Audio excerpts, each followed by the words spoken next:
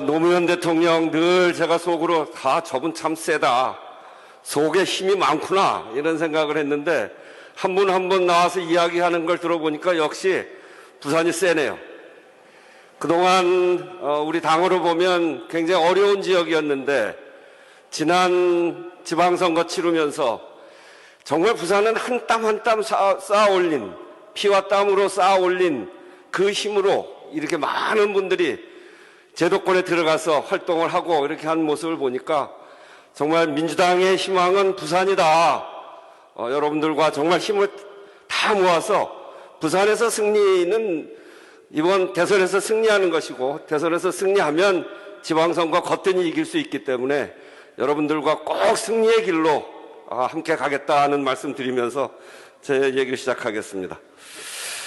어제 아까 추미애 대표께서도 이야기하셨습니다만 어제 선거가 국민의힘이 끝났죠. 지난번 국민의힘 전당대회를 보면서 우리가 좀 걱정이 많았습니다. 민심에서 이준석 대표가 나경원에 비해서 30%를 앞서고 당심에서는 좀 졌는데 민심을 탄 후보가 당선되는 걸 보면서 좀 걱정을 했죠. 어제는 그 정반대의 결과, 민심에서 10%는 졌지만 당심에서 20% 앞서서 승리를 하고 젊은 사람들한테는 대개 다 지고 그런 분이 후보가 돼서 여러분들이 아까도 좀 낫다 이런 얘기 하는데 하여튼 그런 측면이 있습니다. 정규재라고 아주 대표적인 수구 인사죠. 펜앤마이크 대표이사인데 그분이 어제 페이스북에다 글 쓴 거 보니까 저 당은 어쩔 수 없다.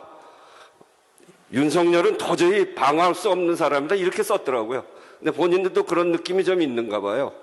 그래서 우리는 보면 저들만의 리그 또 그리고 확장성의 한계가 있는 국힘당의 갇힌 후보 이렇게 좀 규정할 필요가 있습니다. 중간을 먹으려면 저 후보의 성격을 분명하게 해야 되기 때문에 그렇게 해 나가면서 우리 주민들을 만나시면 좋겠다는 말씀을 먼저 드리면서 이번 선거는 결승전입니다. 87년 6월 항쟁 이후 7번의 대선이 있었는데 우리가 4번 지고 3번 이겼습니다.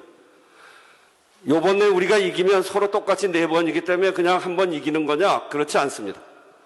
요번에는 그 중간에 탄핵이 있었기 때문에 그 과정 자체 또 그 탄핵 이후에 이 정치 지형 자체가 굉장히 가파른 정치 지형이고 그런 것들을 하나 전제로 해놓고 보면 만약에 다 상상하기는 싫고 그런 일은 없어야 되겠습니다만 우리가 지면 어떻게 되냐?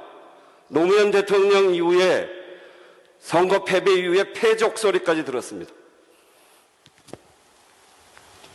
그리고 다시 집권하기까지 9년 걸렸습니다. 국민에게서 잃어버린 신뢰를 다시 회복하는 데까지, 아니 회복이 아니라 국민들이 탄핵을 통해서 박근혜 대통령 끌어내리고 우리한테 기회를 주기까지 9년이 걸렸습니다. 그런데 국민이 준 기회를 5년 만에 다시 잃는다? 180석까지 줬는데 민주당 지지하는 사람들이 민주당 다시 보려고 할까요? 굉장히 어려울 겁니다. 저쪽도 마찬가지입니다. 저쪽도 탄핵으로 쓰러진 세력인데 그동안 언론, 검찰 그리고 심지어는 의사 선생님들까지 나서가지고 국힘을 세워왔습니다. 우리 사회의 기득권이란 기득권을 갖고 있는 사람들이 다 국힘을 저만큼 세워왔는데 이번 선거에서 저 사람들 진다? 그러면 국힘을 지지했던 사람들도 다시는 국힘 보고 싶어 하지 않을 겁니다. 양쪽 다 지면 쓰러지는 선거입니다. 그걸 회복하려면 새롭게 재편해서 회복하려면 최소한 지난번에 9년 걸렸는데 여긴 희망적으로 15년 썼는데 한 20년 이상 걸릴 겁니다.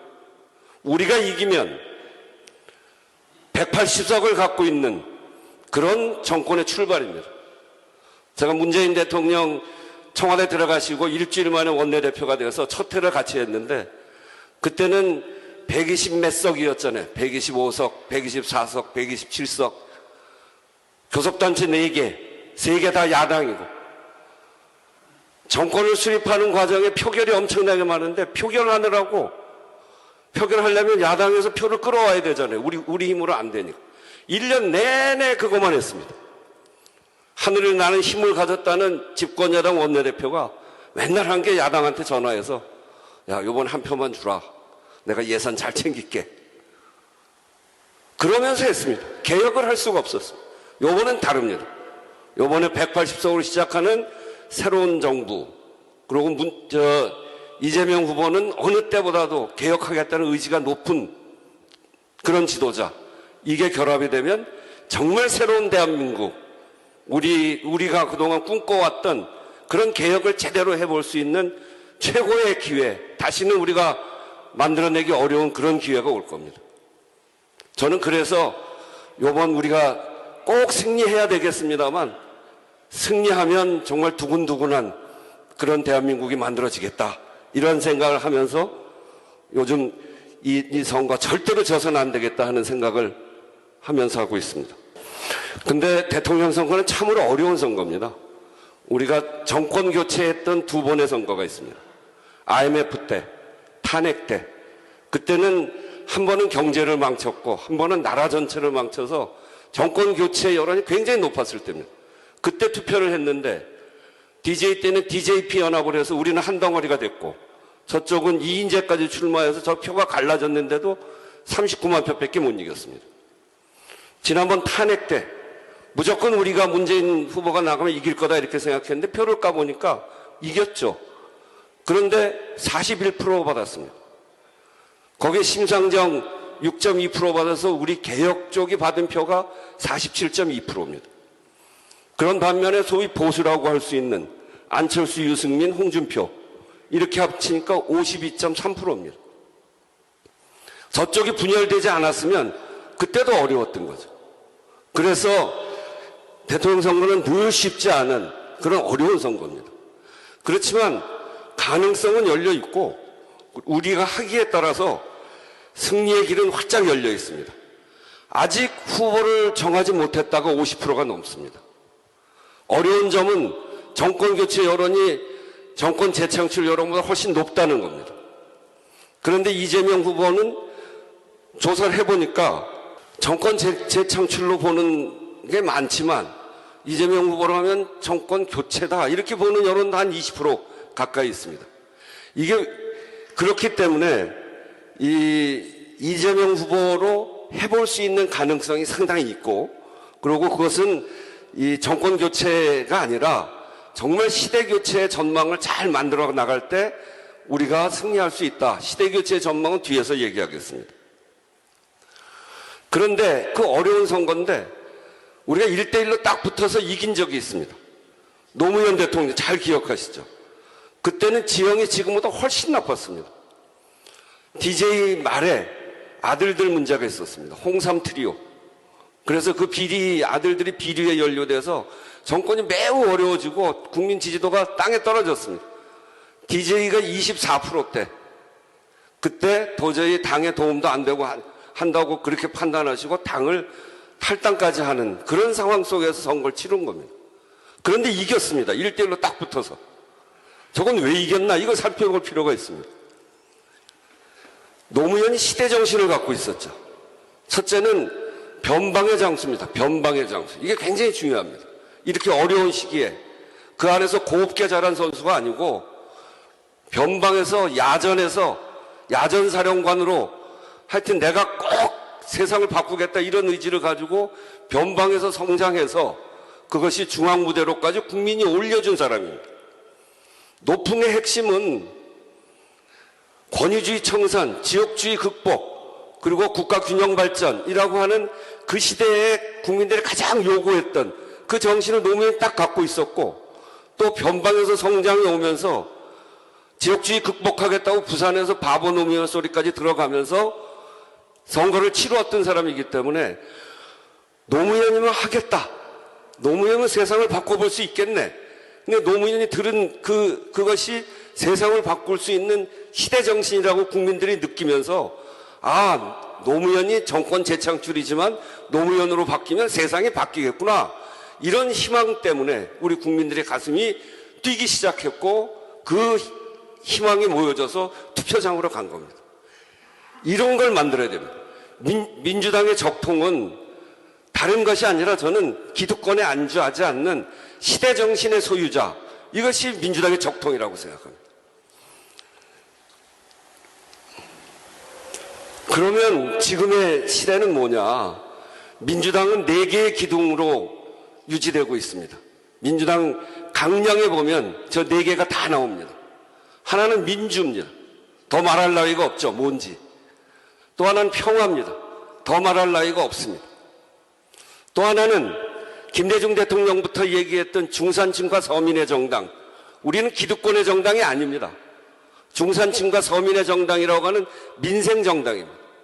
또 하나는 노무현 대통령께서 얘기하는 골고루 잘 사는 나라, 국가의 균형 발전, 이런 것이 우리 4개의 민주당을 떠받치는 튼튼한 기둥입니다. 그런데 민주화, 평화, 사랑하는 사람들은 다 민주당에 모였습니다. 그만큼 우리가 잘한 겁니다. 이 길을 열어온 겁니다. 그래서 더 말할 필요 없이 민주화, 평화를 사랑하는 사람들은 민주당을 사랑하는 사람들이고 앞으로 남아있는 과제는 민주당이 잘 풀어갈 것이다. 이렇게 국민들이 압니다. 근데 이제는 그것만 가지고 안 됩니다. 전에는 민주화, 평화로 국민들을 규합해낼 수 있었습니다. 지금 안 되는 이유는 양극화가 너무나 심해졌고 특히 코로나를 거치면서 국민의 삶이 한쪽은 아주 좋아졌지만 한쪽은 아주 어려운 것들을 개선시키지 못했습니다. 그래서 이제는 민주화, 평화라고 하는 가치 중심의 기둥 튼튼히 서 있는 것에 비해서 국민의 삶을 변화시키는 기둥인 민생, 균형 발전이라는 기둥이 우리한테 튼튼하게 서 있는가? 이렇게 보면 그렇지 못합니다. 중산층과 서민들이 다 민주당을 지지합니까? 국가의 균형 발전을 바라는 모든 그런 국민들이 민주당을 다 지지합니까? 그렇지 않습니다. 그래서 이제는 민주화, 평화라고 하는 2개의 기둥에다가 민생과 균형 발전이라고 하는 2개의 기둥을 튼튼하게 세울 때 우리가 확실하게 이기는 길로 갈 수 있다는 겁니다. 저는 이재명이 하고자 하는 게 바로 여기에 있다고 생각하고 있습니다. 이재명, 그 사람의 성장해 온 건 역시 변방장수입니다. 자기가 창업하는 사람입니다. 정말 끈질기게 노력을 해서 그 어려운 삶도 뚫고 거기에서 성남시장에서 성과를 내고 경기도지사에서 성과를 낸 그런 사람입니다. 어떤 성과를 냈냐? 거대 담론을 낸 게 아닙니다. 아주 꼼꼼한 국민의 삶을 변화시킬 수 있는 그런 내용들을 만든 겁니다. 이재명은 권력을 이렇게 얘기합니다. 나는 권력이 필요한 게 아니라 일을 할 수 있는 권한이 필요한 사람이다. 이렇게 얘기합니다. 이재명표 민생개혁 지금까지 해왔던 거 보면 그렇습니다. 청년배당, 무상교복, 공공배달앱, 공공산후조리원, 그리고 채무힐링센터, 재난지원금, 민간개발이익 환수, 다 국민들의 먹고 사는 문제, 국민들의 삶과 연결되어 있는 그런 정책들을 꼼꼼하게 해온 겁니다. 물론 지방자치단체장이니까 그렇긴 한데 저런 데서 목숨을 걸고 성과를 내온 사람이에요. 저런 민간개발이익 환수 이런 거는 대장동에서 아까 우리 전재수 의원이 잘 얘기했습니다만 대장동에서 처음에 4,600억 했다가 그 다음에 땅값이 조금 올라와서 이득이 조금 더 남을 것 같으니까 1,000억을 인허가를 하면서 1,000억을 더 받은 거 아닙니까? 그거 가지고 나중에 재판할 때 그 개발하던 사람들 화천대유의 대표가 와서 재판정에 와서 공산당 같은 사람이라고 다 해놓고서 또 뺏어갔다고. 그러면서 이런 일들을 해나가면서 결국 기득권하고의 싸움이기 때문에 치열하게 싸우고 적도 많고 그런 거죠. 저기 주목할 거는 경기도 공공기관 이전입니다. 경기도 남쪽과 북쪽은 굉장히 경제력 차이가 큽니다. 경기도 남쪽에 분당, 수원, 안양, 용인 이런 지역들이 있어요. 거기는 기업도 많고 잘 사는 동네입니다. 남쪽에 있는 기업들이 그 경기도 남쪽으로 다 갔습니다. 거긴 사람도 많고 경제력도 높습니다. 북쪽은 연천, 포천, 동두천, 의정부 이런 데입니다. 거기는 굉장히 어려운 동네입니다. 아마 서울과 부산보다 격차가 훨씬 클 겁니다. 서울과 경북 정도 되지 않을까? 거기에서 지난 3년 동안 벌써 공공기관 이전 15개 옮겼고 옮기는 것을 결정해서 진행 중인, 그러니까 지역 안에서의 불균형 문제를 더 이상 방치하면 안 된다, 이런 의식을 확실하게 갖고 있는 사람입니다. 그렇기 때문에 이런 일들을 지금 필요한 민주화 평화만을 중심으로 해왔던 그런 시대에서, 물론 문재인 대통령께서 그런 문제에 대해서 굉장히 강력하게 했음에도 불구하고 관료의 저항 이런 것들 때문에 성과를 내지 못한 측면이 있는데, 그거를 확실하게 해낼 수 있는 성과를 갖고 있기 때문에 이재명을 주목하는 것이죠. 이재명은 역시 노무현처럼 한다면 하는 사람입니다. 자기를 걸고 해왔던 사람이에요. 신천지 강제조사나 계곡 불법 영업소, 이재명이 마음 먹으면 저런 일들을 설득도 하고 공권력을 동원하기도 하고 이렇게 해서 그렇게 해왔기 때문에 이재명이 저런 시대 정신을 가지고 정권을 가지면 세상을 변화시킬 수 있겠구나 라고 하는 그런 분위기, 그런 사회적 분위기, 이런 것들을 얼마든지 만들어낼 수 있는, 그렇기 때문에 우리가 이재명으로 가야 된다. 도덕성 문제의 질타를 굉장히 해봤습니다. 욕설한 거, 그것도 꼭 그 욕한 거에 사과도 많이 했습니다만, 거꾸로 생각하면 형수한테 욕한 거잖아요. 형하고 싸운 겁니다. 왜 싸웠냐? 잘 아시다시피 성남 시정에 개입하려고 하는 형하고 싸운 겁니다. 그걸 막는 거죠. 그래서 그 욕설까지 하면서 독하게, 그건 물론 굉장히 잘못입니다만, 독하게 하는 그 과정을 거치면서 지난 11년간 단 한 차례 친인척 비리도 없고 대장동의 비리라고 막 걸고 있습니다만, 결국 그것도 저렇게 사는 사람이 거기에 돈 몇 푼 받고 무슨 뭐 개입하고 그랬을 거라고 저는 전혀 생각지도 않고 그러지 않을 거예요. 여러분이 저는 믿으셔도 된다고 생각합니다. 이렇게 산 사람이 거기에 돈 몇 푼 받겠습니까? 그런 점에서 확실하게 도덕성 문제에 대해서 확실하게 우리가 믿음을 가져도 된다, 이렇게 말씀드립니다. 그래서 우리가 필요한 거는 우선은 우리의 대통령 후보로 이재명이 나왔기 때문에 이재명을 바로 알아야 됩니다. 잘 모릅니다, 사실은. 이재명 후보가 중앙에 있었던 사람이 아니고 그 라이프 스토리가 제대로 잘 알려져 있는 사람도 아니고, 그리고 우리한테 후보가 됐습니다만 하는 과정에 또 우리 내부에서 치열하게 경선을 치르는 과정에 상대에 대해서 제대로 파악하지 못했던, 또는 좀 지나고 나서 보자 이런 마음 때문에 제대로 알지 못했는데, 이건 뭐 자세히 얘기할 필요는 없습니다. 이런 부분이 있고, 저는 저기서 주목하는 게 저런 겁니다. 17살 때 저쪽에 있는 인간 이재명이라는 책에 부제로 붙은 건데, 뭐라고 일기에다 쓰냐면, 어렵다는 것은 가능성이 있다는 것이다. 보통 어려워? 그러면 안 된다, 이런 소리잖아요. 근데 워낙 어렵게 살면서 가능성을 찾았기 때문에 자기가 자기한테 어렵다는 것은 가능성이 있다는 것이다. 그 17살 아이의 마음이 어땠을까요? 그리고 사법고시대하고 사법연수원을 갑니다. 이렇게 어렵게 제도권 바깥에서 떨어져서 학교도 못 다니고 이랬던 친구가 사법연수원 때 성적이 굉장히 좋았던가 봐요. 그런 얘기 들어서 저도 주변에 물어봤어요. 저 이재명 후보하고 가까운 사람이 국회의원 중엔 정성호, 지금은 아닙니다만 인천의 최원식, 문병호 이런 사람들인데, 최원식 측을 그때 판사할 수 있었다고. 판사 검사를 할 수 있었던 성적이었습니다. 충분히.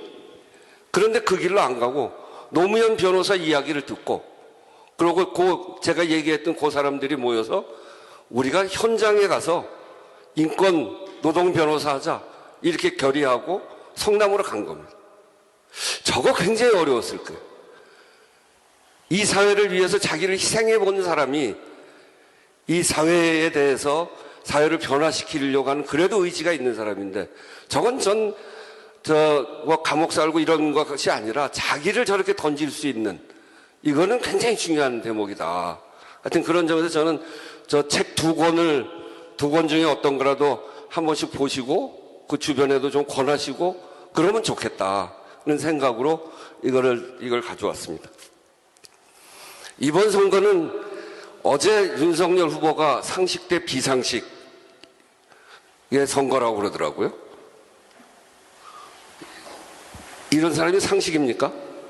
저 지금 수사받는 게 가족 다 해가지고 8건이더라고요. 그리고 의혹을 받고 있는 게 부산저축은행 대장동 불법대출 수사 무마 의혹, 윤우진 수사 방해 의혹, 월성원전 수사 사주 의혹, 고발 사주 의혹, 이런 거 받고 있고. 전두환 찬양 민주주의 모독 1일 1망언, 막말, 저거 뭐 더 얘기할 것도 없고, 안중근 보고 또 윤봉길 의사라고 얘기하는 이런 상식이 없는 사람이 거꾸로 이야기하는데 정말 상식 대 비상식의 싸움입니다. 검찰주의자 대 실용주의자의 싸움입니다. 검찰이라는 게 뭡니까? 검찰은 수사하고 기소하고 재판하는 사람 아닙니까? 이거는 과거에 한 일을 재단하는 사람입니다. 대통령이 할 일은 뭐냐면 미래를 설계하는 사람입니다. 그래서 DNA가 완전히 다릅니다. 그래서 검찰주의자, 실용주의자 이렇게 이야기합니다만, 그래서 이건 과거와 미래와의 싸움이다. 그렇게 이야기할 수도 있습니다. 이재명은 앞에서 얘기했던 그런 일을 하는 거죠. 전환적 공정성장을 이야기하고 있습니다. 전환, 코로나, 그리고 4차 산업, 기후위기, 이런 전환 속에서 일상을 회복하고 경제를 살리고 불공정에 맞서고 기후위기를 해소하기 위해서 에너지 전환하고 부동산 문제 해결하고 균형 발전, 이런 일들, 이런 우리 사회의 문제를 해결해 가는 일, 그거는 지금 이재명이 하고 있고 이재명이 지금 주장하고 있는 그런 바이기 때문에 실용주의자. 그래서 이재명 후보는 본인 자신을 실용이라고 얘기합니다. 실용. 외교도 실용으로 하겠다. 그래서 우리 선대위에 외교 관련된 그 기구 이름을 실용외교위원회 이렇게 정합니다. 그리고 오직 반문, 응징을 주장하고 있는 사람과 오직 민생, 국민의 삶을 주장하는 이 선거, 이거 저는 이런 대치전선이 만들어질 텐데 우리가 만들어 가야 하고, 그리고 이런 성격들이 있고, 그래서 이렇게 전선을 확실하게 만들어 가면서 해 나가야 된다, 이렇게 보고요. 이제 우리가 이재명 표 개혁을 해 나가야 될 때입니다. 이제 국회가 열렸습니다. 마침 우리한테 가장 큰 강점은 169석, 우리랑 함께하는 사람들까지 하면 180석의 의석을 갖고 있는 그런 거대 정당입니다. 그리고 일을 해낼 수 있는 정당. 요번에야말로 180석의 위력을 보여야 됩니다. 어디에서 보일 거냐? 이재명 표 민생개혁, 이재명 표 예산, 이것을 가지고 성과를 내는 것을 1차 전선으로 할 건데, 그 핵심 내용은 불공정, 불평등, 불균형의 시대를 마감하고 새로운 성장 동력 발굴하고 불안한 국민의 삶을 최우선에 둔 개혁을 중심으로 한다. 거기에 일테면 부동산 개발이익 환수제를 비롯한 저런 내용들, 공정경제에는 중소기업 협상력 강화법 등등의 저런 법들, 성장 동력에 관해서는 2050 탄소 중립 달성을 위한 에너지 전환 입법, 그리고 예산은 지역화폐 보건 코로나 손실보상 안에 한국형 PPP, 이런 법들을 이미 정리해서 우리 국회가 입법하는 그런 과정으로 들어가 있습니다. 저는 이번 국회에서 이렇게 민생에 직결되어 있는 이런 과제들을 우리 민주당이 확실하게 통과시키는 것은 이 지도자 이재명 후보가 대통령 후보가 됐기 때문에 비로소 확실하게 가능해지고 있다. 그동안 우리가 이 부분에서 많이 동요를 했습니다. 저거는 재벌들하고도 싸워야 되고, 그리고 기재부의 관료주의하고도 싸워야 되고, 그리고 그야말로 토건비리 세력이라는 게 요번에도 봤습니다만, 재벌들, 또 법조, 거기에다가 언론, 그리고 정치권까지 이렇게 결합되어 있는 거 아닙니까? 여기하고도 싸워야 돼요. 지금 당장 개발이익 공공환수제 이 법을 통과시키려고 하니까 그동안 민간에게 이익을 왜 이렇게 많이 줬냐라고 하던 그 사람들이 그 언론과 보수 언론과 국민의힘에서 저 법 상정도 안 하려고 합니다. 저 법 내용이 뭐냐면 그래서 이런 법들이 다 중요한 법입니다만 두 개의 법을 소개하는 것으로 우리가 이번 정기국회를 준비해 가고 있다 하는 말씀드리면서 이런 법들입니다. 도시개발법, 민간이윤율 제한 총사업비의 10%, 진성준 의원 아니고요. 이걸 6%로 하는 게 국힘의 이현승 의원 아닙니다. 자기들도 하자고 하는 척 폼은 잡았는데 저 법을 상정하려고 하니까 국힘에서 뭐 시간이 없다는 등등의 이유를 들어서 상정조차 하는 걸 막겠다는 그런 태도를 보이고 있습니다. 주택법, 개발이익환수법. 이거는 개발이익환수법은 개발부담금을 현행 25%에서 50%에서 60%까지 상한하고 개발부담금 면제 조항을 삭제하고 그리고 주택법은 공공출자 비율 50% 초과하는 민관 공동 도시개발 사업에는 주택공급시 분양가 상한제를 적용하고 이런 일들을 구체적으로 추진해가고 저거를 국회에서 통과시키는 것 이것이 이재명 정부는 어떤 일을 앞으로 해나갈 것이다라고 하는 걸 보여주는 그런 사인입니다. 또 하나 소개를 하면 저것도 후보가 처음부터 끝까지 지금까지 계속 강조하는 겁니다. 예비경선 때 첫 번째 공약이 전환적 공정성장입니다.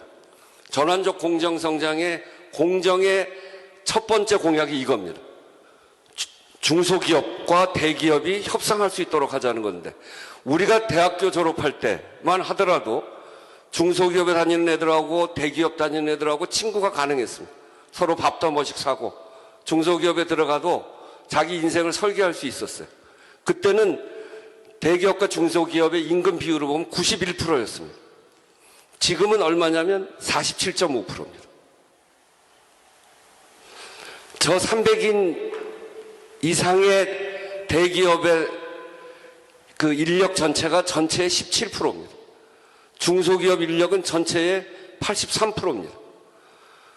17%에 들어가지 못하면 이제 대기업에 들어간 친구들하고 친구 먹지 못하는 겁니다.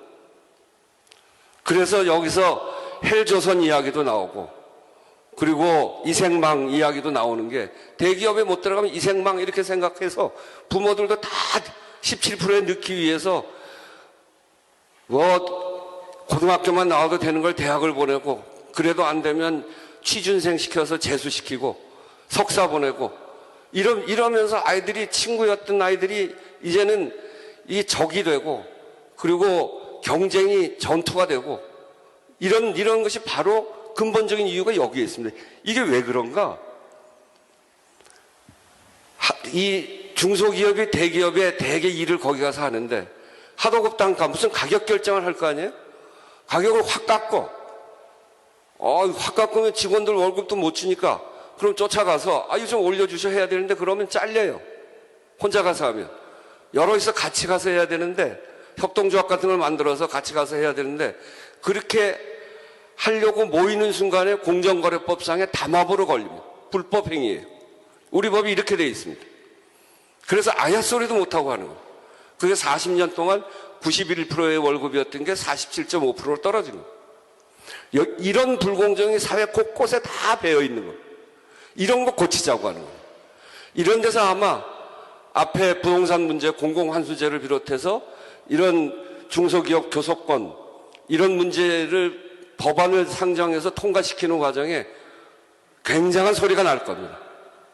재벌들하고 싸우니까 재벌들의 이해를 해치게 되니까 이 싸움이 벌어지면서 과연 우리 서민들, 우리 국민들이 이게 누구 편인가?